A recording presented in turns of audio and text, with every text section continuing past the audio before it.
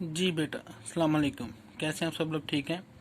तो बेटा अब हम अपना नया लेक्चर स्टार्ट करेंगे, नया चैप्टर न्यूट्रिशन के बारे में। तो इसमें हम ये चीज़ देखेंगे कि हमारी बॉडी के अंदर फूड जाता है वो कैसे ब्रेक डाउन होता है, कैसे हमारी ब्लड स्ट्रीम के अंदर शामिल होकर किस तरह हमें वो एनर्जी प्रोवाइड करता है। ठीक है, इसमें हम प्लांट्स के बारे में भी देख पड़ेंगे कि प्लांट्स को किन किन चीज़ों की ज़रूरत होती है, प्लांट्स को अपनी ग्रोथ के लिए कौन कौन सी चीज़ें, मिनरल वाइटामिन चाहिए होते हैं। ठीक है, और उनकी डेफिशिएंसी हो जाए, कमी हो जाए तो उनकी बॉडी को क्या नुकसान पहुंचता है। ठीक है, तो सबसे पहले हम न्यूट्रिशन की डेफिनेशन देखेंगे। न्यूट्रिशन क्या चीज़ है? न्यूट्रिशन बेटा वो प्रोसेस है या कह लो कि वो अमल है कि जिसमें हमने ये देखना है कि फूड को कैसे ऑब्टेन किया जाता है। ठीक है, वो ब्लड के अंदर एब्जॉर्ब कैसे होती है और उसके बाद वो बॉडी की ग्रोथ और फंक्शनिंग के लिए कैसे यूज होती है। इन सब चीजों को हम मिला के क्या कहते हैं?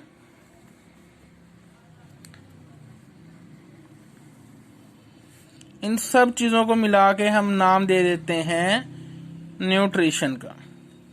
मतलब कि हमने ये देखना है कि फूड को कैसे हासिल किया गया। ठीक है, किस तरह हमारी बॉडी के अंदर गई, ब्लड के अंदर शामिल हुई। ठीक है, और किस तरह उसने हमें एनर्जी प्रोवाइड की for the proper functioning and growth of the body. All this process is known as nutrition. ठीक है, और उसके बाद आगे एक चीज आ रही है न्यूट्रिएंट्स की। ये सारा तो प्रोसेस हो गया न्यूट्रिशन कि जिसमें फूड ऑब्टेन हुई, break down, absorb into blood and give energy. अब हमारे पास एक टर्म है न्यूट्रिएंट्स। ठीक है, अब हमने ये देखना है कि न्यूट्रिएंट्स क्या चीज है। न्यूट्रिएंट्स हमारे पास, ठीक है, क्या चीज है? था एलिमेंट्स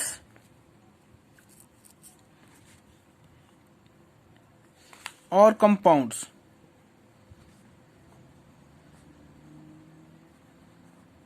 ठीक है, न्यूट्रिएंट्स क्या चीज है हमारे पास? वो एलिमेंट्स और कंपाउंड हैं।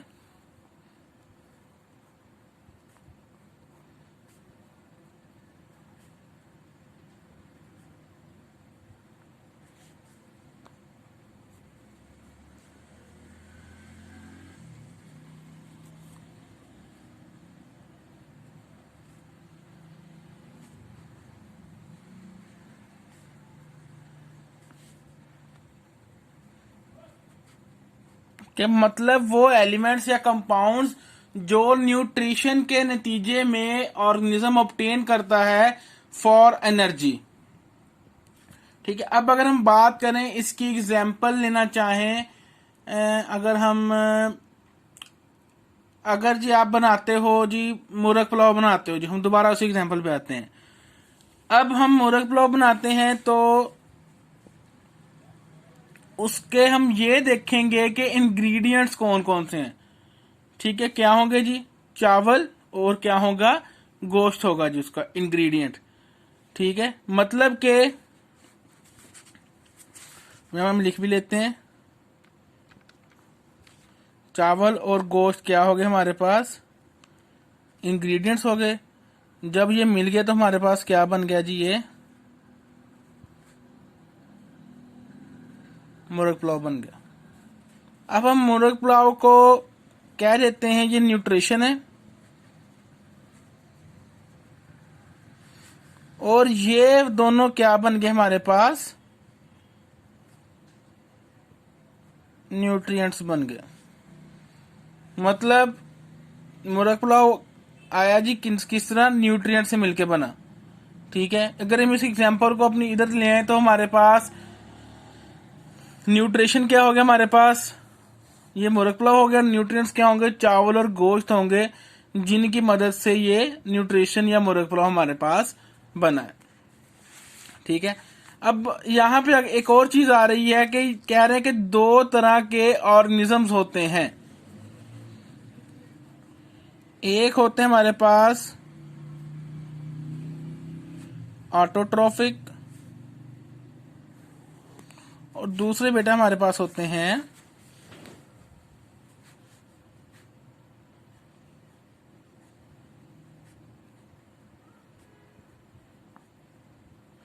हेट्रोट्रॉफिक।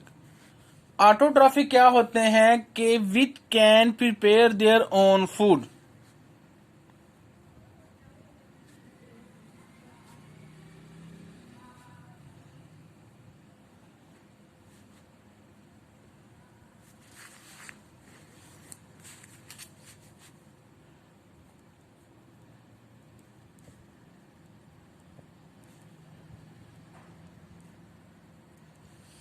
ठीक है, फूड कैसे बनाएंगे?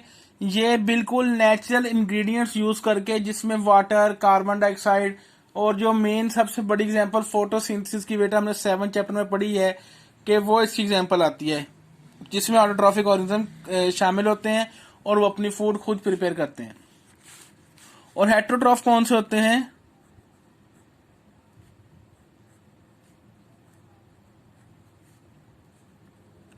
विच गेट फूड फ्रॉम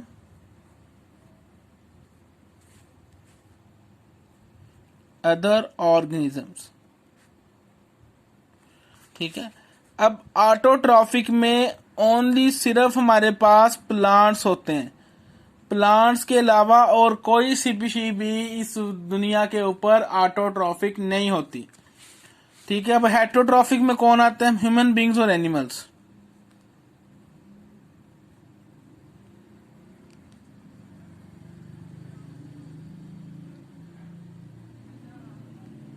ठीक है, और ऑटोट्रॉफिक के अंदर प्लांट्स, और हेट्रोट्रॉफिक के अंदर क्या है हमारे पास? ह्यूमन एंड एनिमल्स आते हैं। ठीक है, ये था बेटा हमारे पास इंट्रोडक्शन इसका। अब हम देखेंगे कि मिनरल न्यूट्रिशन इन प्लांट्स, के प्लांट्स के अंदर न्यूट्रिशन कैसे होती है, प्लांट को कौन कौन सी चीजें चाहिए होती हैं अपनी ग्रोथ के लिए, ताकि वो कह लें कि इन्वायरमेंटल कंडीशंस का सामना कर सकें और बीमार होने से या मरने से अपने आप को बचा सकें।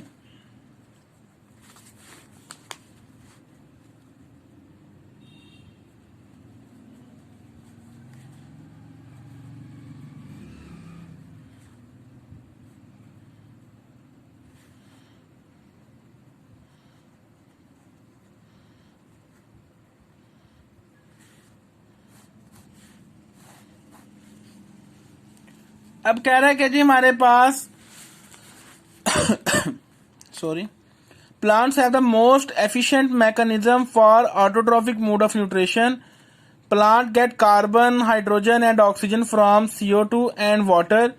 In addition to these elements, plants also require mineral elements for various activities and structure. The nutrients which are required in large amount. ठीक है, अब वो कहने की बहुत बात ये कर रहा है कि प्लांट्स के पास एक well develop autotrophic mode of nutrition है, जिसमें वो अपनी फूड खुद प्रिपेयर भी कर सकते हैं, उस फूड से खुद एनर्जी भी लेते हैं, और उस फूड को दूसरे ऑर्गेनिज्म यानी कि हेट्रोट्रॉफ यूज करके अपनी बॉडी के लिए भी एनर्जी हासिल करते हैं। अब कह रहा है प्लांट्स को क्या क्या चीजें चाहिए होती हैं अपने ऑटोट्रॉफिक मोड ऑफ न्यूट्रिशन के लिए? Carbon, hydrogen. ठीक है, ये वो लेते कहां से हैं? ये वो टेक करते हैं CO2 एंड H2O से। अब कह रहा है कि इसके अलावा भी उन्हें कुछ चीजें चाहिए होती हैं, जिनमें क्या आते हैं उनके मिनरल्स।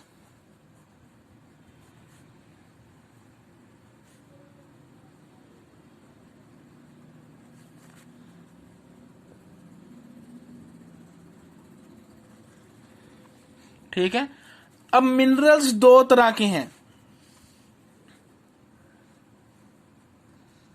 एक है हमारे पास मैक्रोन्यूट्रिएंट्स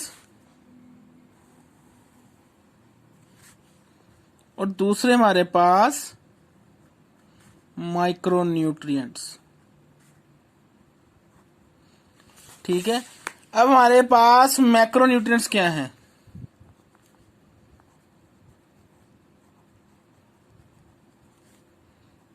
रिक्वायर इन लार्ज अमाउंट, मतलब इसकी प्रॉपर डेफिनेशन क्या होगी? The nutrients which are required by plant in large amount for their autotrophic mode of nutrition is are known as micro nutrients. ठीक है, इनकी example hydrogen, oxygen, nitrogen, magnesium वगैरह। ठीक है, और हमारे पास माइक्रो न्यूट्रिएंट्स क्या हैं?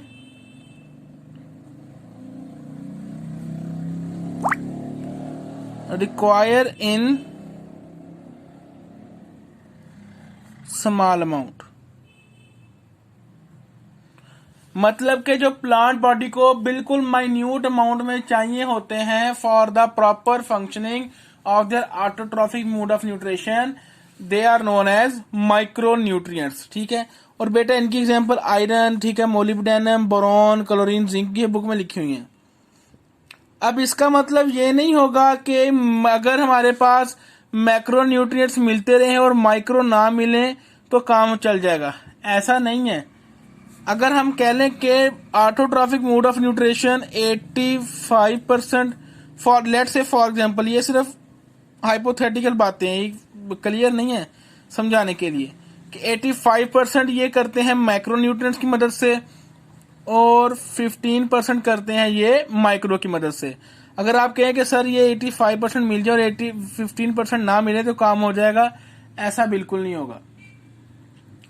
अब मैं इसकी एग्जांपल बिल्कुल ऐसे दूंगा कि अगर आप लोगों ने किसी जगह पे एडमिशन लेना हो और वहां रिक्वायरमेंट हो जी आपके पास 90% मार्क्स की, ठीक है, और जी सब बच्चों के आ जाएं 88% आ जाएं जी, ठीक है। अब ये 2% ना है, आप कहें जी हमने मेजर हिस्सा तो हासिल कर लिया, माइक्रो हिस्सा तो हासिल नहीं किया, तो हमारा एडमिशन होना चाहिए, ऐसा नहीं होगा। जब तक ये दोनों कंबाइन हो के 90% पे नहीं आते आपको एडमिशन नहीं मिलेगा। जब तक ये मैक्रो और माइक्रो नहीं मिलते आपको किसी जगह पे एडमिशन नहीं मिलेगा। बिल्कुल उसी तरह जब तक ये मैक्रो और माइक्रो नहीं मिलेंगे इनकी प्रॉपर फंक्शनिंग नहीं हो पाएगी। ठीक है, अब ये टेबल है बेटा दिया हुआ, कुछ मैक्रो न्यूट्रिएंट्स और कुछ माइक्रो न्यूट्रिएंट्स। ठीक है, अब ये इनके नेम्स और इनके रोल के, इनका प्लांट बॉडी के अंदर क्या रोल है। ठीक है, ये बेटा आप लोगों ने स्टडी कर लेना है। ठीक है, कोई कंफ्यूजन नहीं तो आप लोगों ने मुझसे ये पूछ लेना है। और उसके बाद यहाँ पे एक छोटा टॉपिक है हमारे पास, role of nitrogen and magnesium का। ये हम कंप्लीट कर लेते हैं ताकि आगे हमारे पास फर्टिलाइजर का एक नया टॉपिक है वो रह जाएगा। यहाँ पर दिया plant get nitrogen in the form of nitrates. Nitrogen is a major component of protein, hormone, chlorophyll, vitamin, enzyme essential for plant life. Nitrogen metabolism is a major factor in stem and leaf growth. Too much nitrogen can delay flowering and fruiting. Deficiencies of nitrogen can reduce yield, cause yellowing of the leaves and stunt growth. अब क्या ये पहला para है nitrogen के role के ऊपर। अब कह रहा है कि जी नाइट्रोजन जो है हमारे पास प्लांट के लिए उनके प्रोटीन्स, हार्मोन्स और क्लोरोफिल, विटामिन, इनका मेजर कंपोनेंट है। इसने क्या करना है, इसने प्लांट को ये सारी चीजें प्रोवाइड करने में हेल्प करनी है। उसके बाद nitrogen metabolism is major factor in stem and leaf growth. अब जो प्लांट की स्टेम यानी कि तरों और पत्तों की ग्रोथ हो रही है वो किसकी वजह से हो रही है, नाइट्रोजन के मेटाबॉलिज्म की वजह से। मतलब कि नाइट्रोजन का जो मेटाबॉलिज्म है, नाइट्रोजन की जो ब्रेक डाउन है, वो एनर्जी प्रोवाइड कर रही है for the growth of leaf and stem. बिल्कुल वैसे ही जब जैसे हमने 6 चैप्टर में पढ़ा कि हमारे पास मेटाबॉलिज्म हो रहा है जो कि हमारी बॉडी को प्रॉपर एनर्जी प्रोवाइड करता है for the proper functioning and growth. बिल्कुल इसी तरह नाइट्रोजन का मेटाबॉलिज्म क्या करेगा, प्लांट के लीफ और स्टेम को प्रॉपर एनर्जी प्रोवाइड करेगा फॉर देयर ग्रोथ। ठीक है, अब कह रहा है कि एक चीज की सिर्फ एक लिमिट तक ठीक रहती है, ना वो लिमिट से ज्यादा एक्सीड करनी चाहिए, ना वो उस लिमिट से कम आनी चाहिए। अगर लिमिट से ज्यादा हो जाएगी तब भी नुकसान, लिमिट से कम होगी तब भी नुकसान। अब जैसे कह रहे हैं कि अगर हम नाइट्रोजन ज्यादा दे दें तो क्या होगा, फ्लावरिंग लेट होगी, मतलब फूल लेट आएंगे, और फ्रूटिंग जो होगी वो देर से होगी। और डेफिशिएंसी क्या कर सकती है, इनकी जो प्लांट की फ्रूट और फ्लावर हैं उनकी कह लो अमाउंट को, पैदावार को कम कर देगी। उसके बाद पत्ते पीले होना शुरू हो जाएंगे, और स्टंट ग्रोथ का मतलब है कि ग्रोथ रुक जाएगी, प्लांट की ग्रोथ नहीं होगी। बिल्कुल ऐसे हमारे पास मैग्नीशियम है, ठीक है, इसका बेटा आप लोगों ने स्टडी कर लेना। इसमें ऐसी कोई कंसेप्चुअल बात नहीं है कि आपको समझाने वाली बात हो कोई, ये एक बार रीड करने से आपको आ जाएगा, ठीक है। तो आप लोगों ने यहाँ तक इस टॉपिक को रीड कर लेना है। कोई कंफ्यूजन हो तो बेटा आप लोगों ने मुझसे पूछ लेना है। ओके बेटा, अल्लाह हाफिज।